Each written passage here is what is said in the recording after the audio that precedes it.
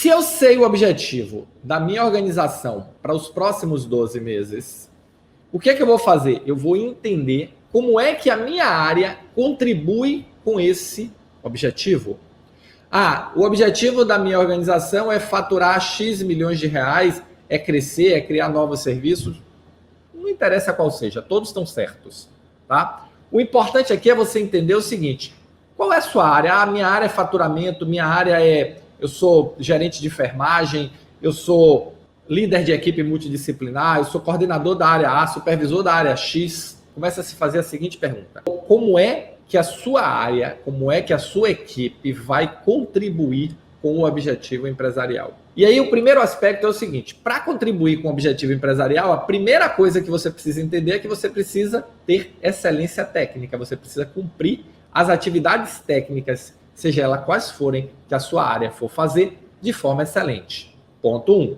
Mas isso não é suficiente. Você precisa entender o seguinte: como essas atividades técnicas contribuem com o todo. E aí, se você conseguir entender, por exemplo, seus custos, seu orçamento, quanto você contribui com a receita se você trabalhar diretamente. Se você trabalhar indiretamente, quanto você contribui no bolo para geração da receita? Qual a importância da sua atividade? Como a sua atividade contribui com o objetivo empresarial? E aí você começa a entender o jogo, porque o jogo é empresarial. A execução do trabalho, a execução do serviço, ela é a entrega que nós fazemos para o cliente.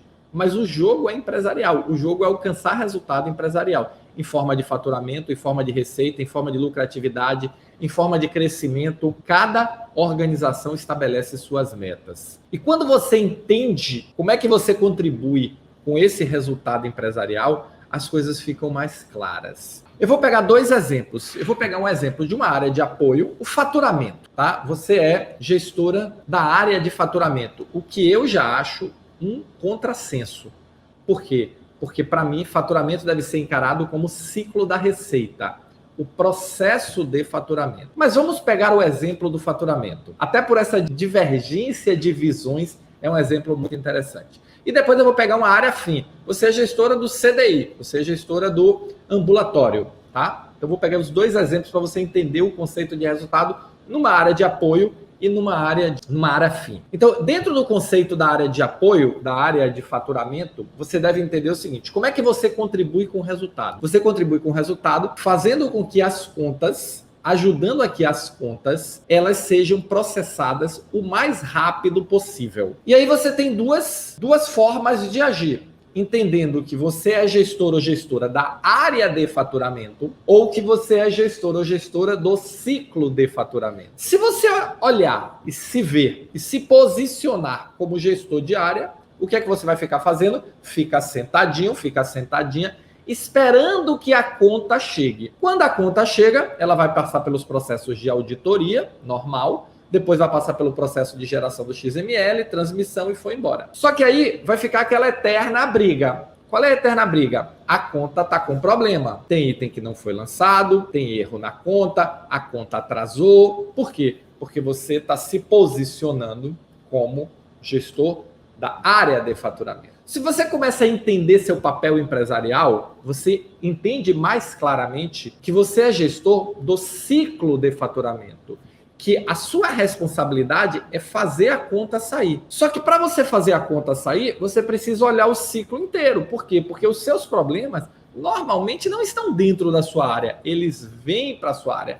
E ficar chorando, reclamando que a conta vem errada, que o pessoal não faz os lançamentos, que o sistema está errado, não vai resolver o seu problema, nem vai fazer você alcançar a sua meta de fazer as contas saírem dentro do mês, com X dias, depende do indicador e da meta que você estabeleceu. Mas seja ele qual for, não vai contribuir. Por quê? Porque a sua contribuição empresarial é processar conta, é fazer as contas chegarem nas fontes pagadoras. Mas, Roberto, eu não tenho esse poder. Tem? Sim. Claro que tem. Lógico que tem. Você não está exercendo ele. E eu não estou falando aqui de poder de mando, eu estou falando de poder de influência. E observe que reconhecimento não tem a ver com mando, tem a ver com influência. Então, se você quer aumentar o seu reconhecimento, você precisa aumentar o seu poder de influência. Por quê? Porque aí você vai influenciar as outras áreas para que ajudem para o seu processo sair melhor. E o seu processo saindo melhor, o processo organizacional, o processo empresarial sai melhor. Então, não adianta você ficar reclamando que a conta vem errado. Você deve se reunir com os gestores das outras áreas e buscar alinhar o processo para que a conta saia certa. Com isso, você faz o quê? Melhora o seu resultado empresarial, melhora o seu poder de influência e tem resultados melhores. E mais ainda, ajuda os outros gestores a terem resultados melhores. E isso vai começar a construir a sementinha do seu reconhecimento profissional. Por quê? Porque o reconhecimento ele vem quando nós entregamos mais resultados, mas quando nós ajudamos as pessoas a construir esse resultado, independente de estar diretamente ligado à nossa área ou não. Então, nesse exemplo do faturamento, o resultado das outras áreas está diretamente ligado à sua, mas podia não necessariamente estar. Você podia estar ajudando com a sua experiência, com o seu conhecimento, a outras áreas a alcançarem melhores resultados. Então, um ponto básico é: entenda o resultado empresarial, entenda o ciclo de construção desse resultado empresarial. Se não estiver todo ele sobre a sua direção, sobre a sua orientação, sobre a sua liderança, construa as pontes necessárias para que o seu resultado se viabilize e ajude as pessoas a cada vez mais construírem os seus resultados. Então, esse é o exemplo de uma área que não é fim. Agora vamos pegar o exemplo de uma área fim. Qual é o objetivo do CTI? Qual é o objetivo do ambulatório? Atender o maior número de pessoas com eficiência, com qualidade, com humanização, com tudo. Então, o que é que você precisa demonstrar como resultado empresarial? Quanto sua área faturou? Quantas pessoas você atendeu? Como está aumentando a sua capacidade de atendimento? Como está o índice de satisfação do seu cliente? Como o seu processo está se tornando cada vez mais eficiente para você fazer mais com menos?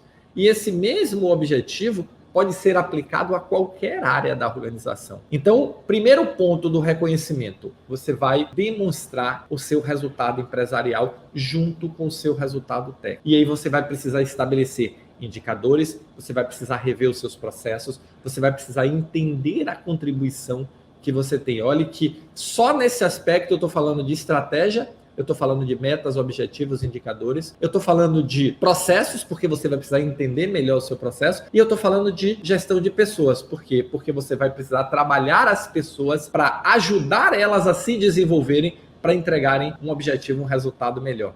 E isso, com a mais absoluta certeza, é o começo de você alcançar e construir. Alcançar, eu acho que não é nem o termo correto, é construir o reconhecimento que você entende que merece. Você gostou desse vídeo? Quer saber mais?